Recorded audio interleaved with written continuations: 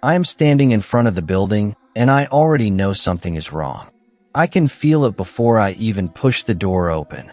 That specific kind of dread that sits low in your stomach, not in your chest, not in your throat, but right in your gut, like your body is trying to warn you that your brain hasn't caught up yet. But I go in anyway. I always go in anyway. That is the problem with people like me. We see a condemned building with broken windows and rotting wood, and every rational part of us screams to stay outside. But we walk in. We always walk in. And tonight, that decision is going to cost me something I can never get back. I do urban exploration alone. I know I shouldn't. Every forum, every community, every experienced Urbex veteran says the same thing. Never go alone. Always bring a partner. Always tell someone where you are going. And I know all of that. I have read all of it. I repeat it to myself like a kind of prayer every single time I park my car on a dark street and pull my backpack out of the trunk. I know the rules. I just don't follow them. Tonight, I am at an old textile mill on the eastern edge of the city, 6 stories of brick and iron and broken glass, abandoned since the early 90s. From the outside, it looks enormous. From the inside, I will learn it feels infinite. I check my flashlight. I check my phone. 43% battery, which should be enough. I pull up my camera, toggle on the wide lens. The front door is already partially open, which is typical for a building that's been empty this long. The hinges corrode, the frames warp, and eventually doors just stop being doors and start being suggestions. I slip through the gap sideways and I am inside.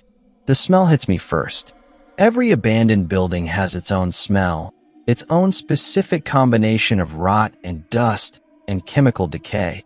And this one smells like damp concrete and something older underneath it, something animal and organic that I cannot quite name. The floor is covered in 30 years of debris, shattered safety glass, collapsed ceiling tiles, old machinery that has oxidized into abstract sculpture. My flashlight cuts through the darkness and the beam lands on a massive loom, still partially intact, its metal frame tilted at an angle like something genuflecting. I photograph it. I move deeper. The first 2 floors are everything I expected. Abandoned equipment, peeling walls, those gorgeous decay textures that you can only find in places like this, layers of paint peeling back to reveal earlier layers, history made physical and visible. I am calm. I am enjoying myself. I move methodically, room to room, photographing everything, keeping my footsteps soft, listening for the sound of water drips or structural settling, the sounds that tell you whether a floor is safe or not. The building speaks a language, and I have spent 2 years learning to read it. By the 3rd floor, I am relaxed, comfortable, maybe too comfortable. I am in a long corridor lined with what must have been supervisors' offices when I hear it. A sound from below, a solid, definitive mechanical sound that is completely unlike the organic settling and creaking of the building. It is a sound I know. I stop walking. I stop breathing. I stand absolutely still in the dark corridor and I wait. And the building waits with me. And then I hear it again, unmistakable this time. The sound of a door latch engaging, not the whine of a hinge, not the slow groan of something giving way under gravity and time. A latch, mechanical, deliberate. Someone has just locked a door somewhere beneath me. I tell myself it's nothing. Old mechanisms, pressure changes, expansion and contraction of metal in the cooling night air. I tell myself all of this in rapid succession, one explanation chasing another through my mind, and I believe none of them, because my gut already knows. My gut knew the moment I heard it, but I start moving anyway. I start moving toward the stairwell I used to get up here, moving carefully, but moving faster than before, trying not to let my footsteps echo in the corridor. I reach the stairwell and I go down. 3rd floor to 2nd. 2nd floor to 1st. My flashlight is steady and I am telling myself this is nothing, and my heart is going at a frequency I haven't felt since the last time someone nearly caught me in a building. Then I see the door. The front door. The door I came in through. The door that was already partially open when I arrived. The door with the warped frame and corroded hinges. The door that was literally incapable of closing properly is closed. Fully closed. Flush against the frame. And I can see, even from 20 feet away in the beam of my flashlight, that the manual slide bolt on the inside has been thrown. Someone has locked me in. I stand there for a moment that feels like it lasts an hour. Just standing in the beam of my own flashlight, staring at a closed door that should be open, processing the simple and catastrophic fact that I am no longer alone in this building. Then I turn around slowly. I do not know why I turn around. Self-preservation, maybe, or the evolutionary instinct that tells you when something is behind you. I turn around, and there is nothing in the corridor behind me. Just dust motes in the flashlight beam and shadows and the shapes of old machinery and the darkness beyond the range of the light, which goes on and on and on. I try the door. I already know it won't open, but I try it anyway, because the alternative is to stand here in the dark and accept what is happening, and I am not ready to accept it yet. The bolt is solid iron, sunk into a bracket that has been freshly maintained. I can see the gleam of oil on the mechanism, the absence of rust. Someone has been tending to this bolt.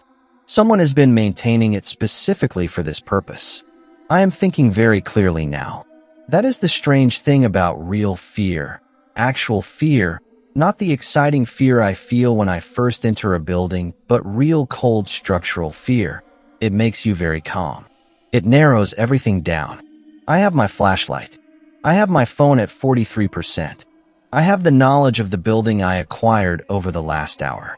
And I have a locked door between me and outside. I call for help.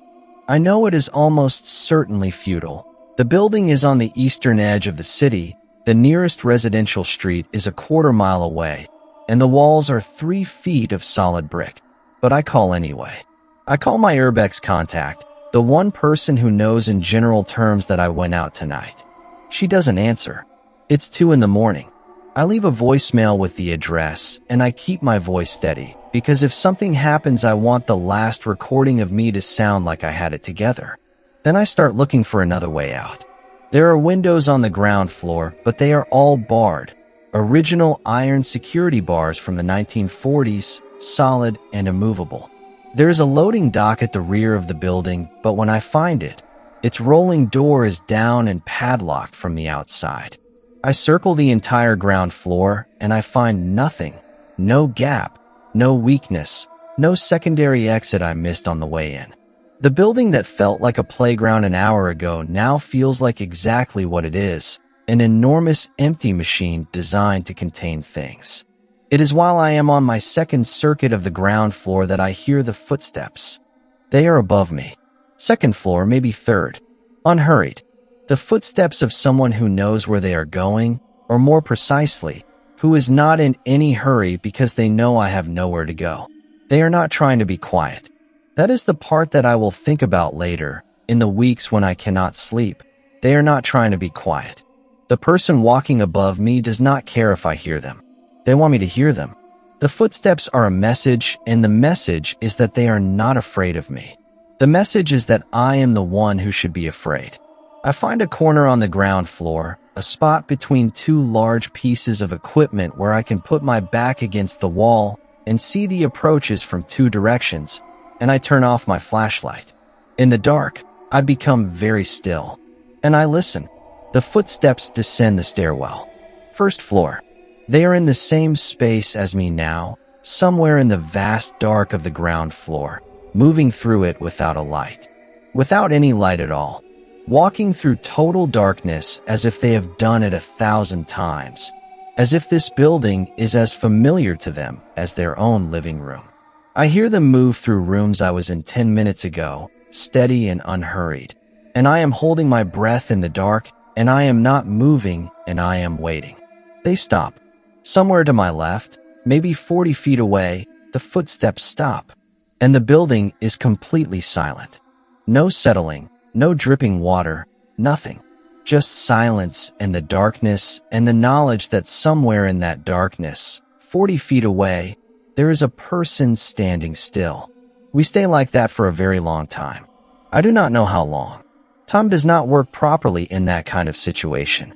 My legs begin to ache from holding my position, and I do not move. My phone is in my hand, and I am terrified to look at the screen because even the glow of it will reveal my position. I stay still. I stay silent. And then, very slowly, the footsteps begin moving again. Moving away from me. Back toward the stairwell. Back up. Ascending. Second floor. Third. And then nothing. Silence from above. Silence from all around. Just the building and the dark and my own heartbeat. I wait another hour. I don't move. I sit in the corner with my back against the wall and I wait. And nothing comes back.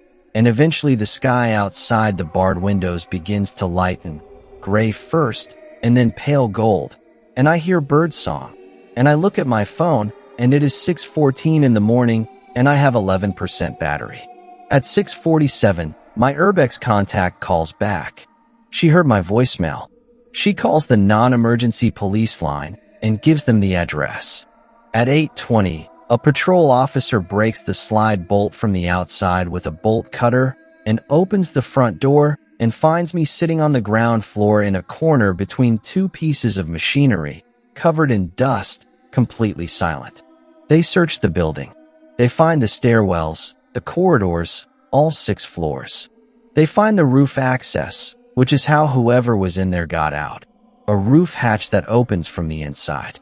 They find footprints in the dust on every floor, including mine, including others that are not mine.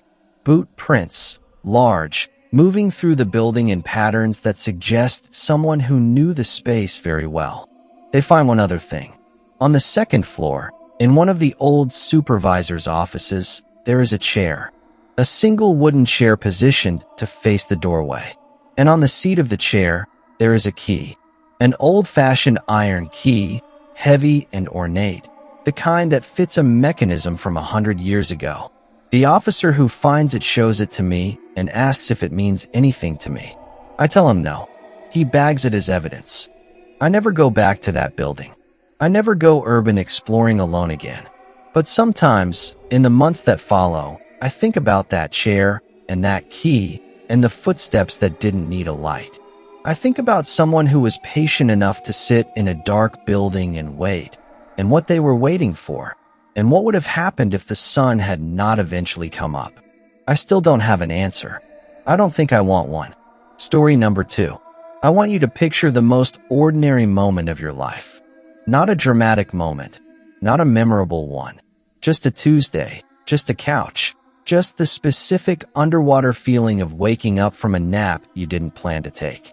That is where this starts. And I want you to understand, before I tell you what I saw when I opened my eyes, that there is no horror that touches you more deeply than the horror that finds you in an ordinary moment. Because the darkness in a condemned building, the shadow at the end of an alley, those things are far away. They are somewhere else. But this happened on my couch, in my apartment, at 4:30 in the afternoon. This happened in the safest place I knew. I moved into the apartment 8 weeks ago. 3rd floor, 2-bedroom, quiet building in a neighborhood that is still in the process of becoming desirable, which means the rent was reasonable and the walls were thick and the previous tenants had left behind a coat rack and 3 cabinet handles and a general atmosphere of recently departed life that I found vaguely comforting. I am not someone who spooks easily. I am a practical person. I work in data management, which is a field that trains you to trust evidence and distrust narrative, and I approached the apartment as a practical matter. It was clean, it was affordable, the water pressure was acceptable. I signed the lease and moved in over a weekend in early autumn, and that was that. The first few weeks were normal. Completely, unremarkably normal. Then the dreams started, but I didn't call them that at first. I called them impressions, which is what you call things when you don't want to admit they are affecting you. I would wake up in the morning with a strong, specific sense that the apartment had been arranged differently while I slept. Not in a way I could point to and identify. Nothing moved, nothing missing. Just a feeling that things were slightly off from where I expected them to be. The way you feel when you go to reach for a glass of water in the dark and your hand lands 4 inches to the left of where the glass should be. That feeling applied to an entire apartment. I told myself it was adjustment. New space, new layout. The brain still running on the map of the old place. Perfectly rational explanation. I believed it for about 6 weeks. Tonight, this specific afternoon I am telling you about. I come home from work and I sit on the couch and I put on something mindless, a documentary about ocean topography, and I fall asleep sometime around 3:30 without meaning to. This is relevant because I don't usually nap. I sleep deeply and efficiently at night, and I don't nap. So the fact that I fall asleep sitting up on a Tuesday afternoon is itself slightly unusual, a fact I will think about later. I wake up at 4:32.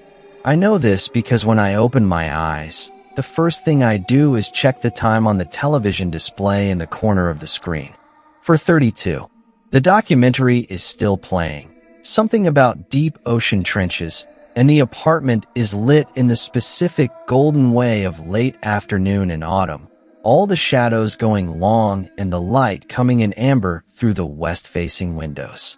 I become aware, in the way that you become aware of things when your brain is still half asleep, that I am not alone in the room. There is a man sitting in my armchair. I want to be precise about this because the details matter. The armchair is positioned diagonally across from the couch, about 12 feet away, angled toward both the television and the window. It is a chair I bought secondhand, dark green velvet, solid and heavy. A chair that requires some effort to position. The man sitting in it is older than me. I would estimate mid-60s, with white hair, close cropped, and a face that is completely calm. Not threatening, not aggressive, just calm.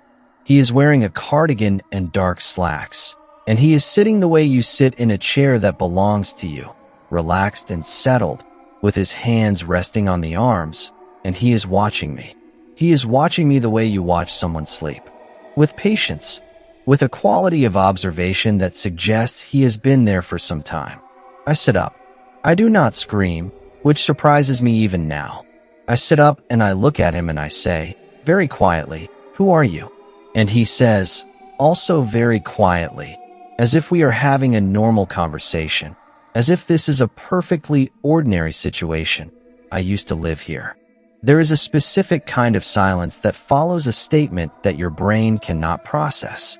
Not regular quiet, but a silence that has texture and weight. A silence your mind fills with the sound of its own inability to respond. I sit in that silence for what feels like a very long time. The documentary continues in the background.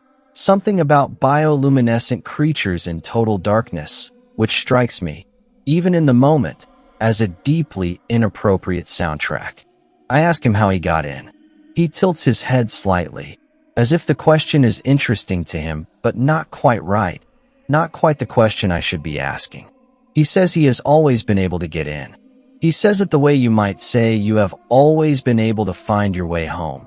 Not as a boast, not as a threat, just as a statement of simple fact. I am looking at the door. I am cataloging exits. The front door is across the apartment, about 30 feet, accessible without passing close to the chair. There is a bedroom window with a fire escape. I am running these calculations while maintaining eye contact with him because breaking eye contact feels inadvisable, feels like the kind of thing that changes a situation from one category to another, and I am not ready for the situation to change categories. I ask him his name. I don't know why. It is not the most important question, but it is the one that comes out. He tells me a name, an ordinary name. He says it the way elderly people sometimes say their own names, with a kind of faded familiarity, as if the name belongs to an earlier version of themselves. He tells me he lived in this apartment for 22 years. He tells me he knows every inch of it. He tells me the second bedroom has a cold spot near the closet that doesn't respond to any adjustment of the radiator because there is a gap in the external wall that the building management has never properly addressed. And he tells me this with a kind of proprietary precision that makes my skin contract. Because he is right. There is a cold spot near that closet. I noticed it my first week and I attributed it to an old building and moved on. I ask him what he wants. He looks at me for a moment. Really looks. The way people look at you when they are deciding how honest to be. And then he says, "Nothing from you." He says it gently. He says, "I don't want anything from you. I just come back sometimes. I'm sorry if it's unpleasant." Then he stands up from the chair. He stands in the way that older people stand, using the armrests, taking his time. He smooths the front of his cardigan, and he walks across the apartment, not toward the front door, but toward the second bedroom, the cold one. He walks at an ordinary pace, the pace of a man crossing a room he knows well, and he opens the door to the second bedroom, and he goes inside. I do not move for a very long time. Then I take my phone and I call the building manager and I tell her there is someone in my apartment. She sends the super up within 10 minutes. He checks the apartment. He checks the second bedroom, which is empty, my storage boxes, my spare furniture, and the cold spot near the closet that doesn't respond to any adjustment of the radiator. He checks the closet. He checks under everything checkable. There is no one there. The window is closed and latched from the inside. There is no one in the apartment. I show the super the chair, the dark green velvet. He looks at it and says nothing. Then he says, carefully, that the previous tenant of this apartment was an elderly man who lived here a very long time. He died about 14 months ago, died in the apartment. He says the family took most of his things, but some items, a coat rack, some cabinet hardware, were left behind and incorporated into the furnished elements. He stops talking. We both look at the chair. I ask the super if the previous tenant had a chair like this one. The super is quiet for a moment. Then he says he doesn't remember. He says it in the voice of a man who remembers very clearly. I move out 3 weeks later. I tell the building manager it is for professional reasons that I am relocating. She accepts this. On my last night, I go into the second bedroom to pack my storage boxes, and when I open the closet door, I find something on the shelf at the back that was not there before. A cardigan, folded neatly, dark gray, soft, the kind of thing an older man would wear on a weekday afternoon. I leave it where I found it. I don't know what else to do with something like that. Some things belong to spaces in a way that outlasts the people who put them there. I am a practical person. I work in data management. I trust evidence and distrust narrative. But I also know what I saw at 4:32 on a Tuesday afternoon, and I know what was in that closet, and I know that the cold spot near the window is something that no adjustment of the radiator will ever fix, because it was never a problem with the wall. I have not napped since. Not once. Because I am not sure I want to know who else might be there when I open my eyes. Story number 3. Most people think the worst thing that can happen on a long night drive is falling asleep. I used to think that too. I would think about fatigue, about the way the road starts to blur at the edges around the 3-hour mark, about the specific hallucination of shadows that appear when your brain is running on fumes and caffeine and will. I knew about that danger. I had driven through it before, lots of times. That white-knuckle second wind somewhere past midnight when you crack the window and turn the music up and talk yourself the last 100 miles home. I thought I knew what the road could do to you. I was wrong, because falling asleep is not the worst thing. The worst thing is staying perfectly awake and seeing something that cannot be there, mile after mile after mile, for 260 miles of empty highway, until you are no longer certain that waking is better than sleeping. Until you are no longer certain what the difference is. I am making a long-haul drive, 12 hours, one way, and I am doing it straight through because the job requires it and the timeline doesn't allow for an overnight stop.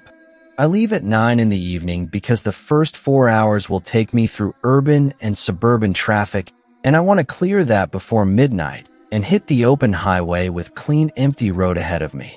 The plan is solid. The car is serviced. I have a thermos of coffee, a phone mount with navigation, and a playlist I put together specifically for long night drives. Up-tempo enough to keep you alert, not so demanding that it competes with concentration. The first 3 hours go exactly as planned.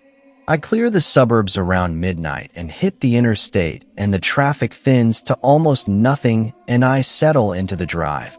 That particular meditative state of long highway driving where you are alert but not tense, where the road becomes a kind of rhythm. I am approximately 100 miles into the open highway section when I see the deer. It is on the right shoulder, about 20 feet off the road, caught in my headlights for just a moment before I pass. A deer, clearly dead, lying on its side, legs extended. Large animal, probably a doe. One of those roadside casualties that are common on this stretch of highway. Deer corridor, open farmland on both sides, animals crossing at night. I note it with the vague sadness you feel for roadkill, and I keep driving. 10 miles later, I see another deer. Same shoulder, same approximate position, 20 feet off the road, on its side, legs extended. I slow slightly. Large animal. Looks like a doe. I note the similarity, the coincidence of 2 and 10 miles, and I keep driving, because deer corridors are real, and sometimes you drive through a bad stretch. 10 miles after that, there is another one. I slow to about 40. My headlights hit it, and I look at it. Really look this time, fully and carefully, and I feel something wrong about it, but I can't yet articulate what. It is a deer, on its side, legs extended, on the right shoulder, 20 feet off the road. Same position as the last one. Same position as the one before that. I stop articulating it as coincidence. I pull over onto the shoulder about 100 yards past it, and I sit in the car with the engine running, and I look in my rearview mirror at the shape of it in the darkness behind me, and I try to decide what I am looking at. I keep driving. 40 miles in from the first one, I have seen 5 of them, all on the right shoulder, all the same distance from the road, all in the same position. I am aware that I am afraid, specifically and clearly afraid, but I am unable to identify a rational target for the fear. A deer on the road shoulder is not a threat. 5 deer on the road shoulder are not a threat. I am in a metal vehicle traveling at highway speed. I tell myself this. I tell myself this for 10 miles, and then I see the 6th one. I stop the car. I stop it completely, hazard lights on the shoulder of an empty highway at 1:30 in the morning, and I sit and I breathe, and I try to think very carefully. Deer do not die in the same position. Different deer that die separately, at different times and from different causes, do not arrange themselves at identical distances from the road in identical orientations. What I am seeing is not natural accumulation. What I am seeing is either something being placed, or something I am misperceiving, or something that has no category I can reach. I call my partner. She answers on the 3rd ring, half asleep and immediately concerned. I tell her what I've been seeing, and I tell her I am pulled over, and she is quiet for a moment, and then she asks me if I've been sleeping. I tell her I haven't. She asks me if I want her to stay on the phone with me. I say yes. We talk while I drive. She stays on the phone, and I keep moving, and I tell myself that having her voice in the car changes the nature of what is happening, makes it manageable, makes it something a person can drive through and leave behind. Then at mile 212, I see something that breaks the pattern. The deer on the shoulder is not lying down. It is standing, on all 4 legs, facing the road, and it is not a fresh animal. It has the quality of something that has been dead for some time. The sunken hollows, the wrong angles in the joints, the way the weight is distributed that tells you the thing standing in front of you is not alive. And it is standing by the road, facing me, and as my headlights hit it, its head turns, slowly, toward the car, and I can see its eyes catch the light, that reflective quality that deer eyes have, and the reflection is wrong. The color is wrong. Not the green gold of living deer eyes, but something darker, something that absorbs rather than reflects, as if the light goes in and does not come back. I drive past it. I do not stop. I press the accelerator and I drive past it, and my partner, who has heard me go completely silent, says my name once, twice, and I cannot respond for a long moment. She asks me what happened. I tell her what I saw. She is quiet. Then she says, "Just drive." She says, "Look at the road, not the shoulder." She says this with the specific gentleness of someone who is frightened but does not want to be, who is choosing to be calm because one of us needs to be. And I love her for it. I love her for it in a way I feel very specifically in that moment. And I look at the road, not the shoulder. I drive the next 48 miles looking only at the road and the lane markings and the tail lights of the few other vehicles that appear and disappear ahead of me. My partner stays on the phone. She talks about ordinary things, what she is making for dinner tomorrow, something that happened at work, a television show she wants to watch this weekend. Ordinary things, said in a calm voice, and I hold on to those things the way you hold on to a rope in water. At mile 260, I reach my destination.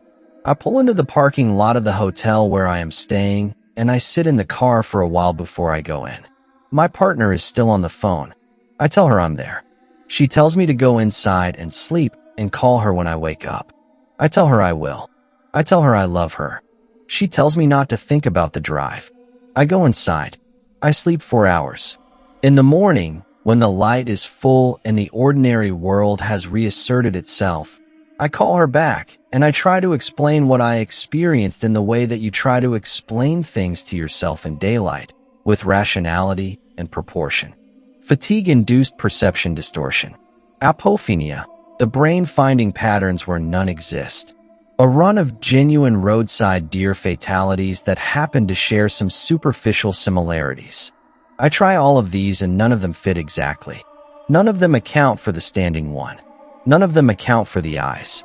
On the drive back, I take a different route. Longer by an hour, through a more populated corridor, more traffic, more lights. I don't give myself a reason for this. I don't need one. But I know the reason.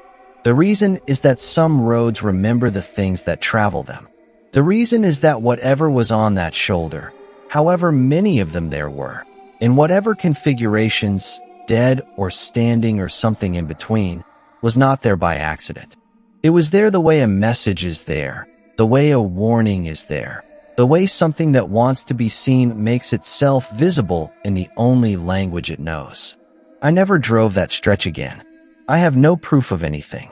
I have no photographs, no footage, nothing that would satisfy the part of your mind that requires evidence before it will accept fear as legitimate. All I have is 260 miles of empty highway and the count of animals on a shoulder and the particular quality of light in a pair of eyes that looked at me and held my gaze as I drove past. And the certainty, the absolute, unshakable, permanent certainty that on that road, at that hour, whatever I was looking at, it was also looking at me.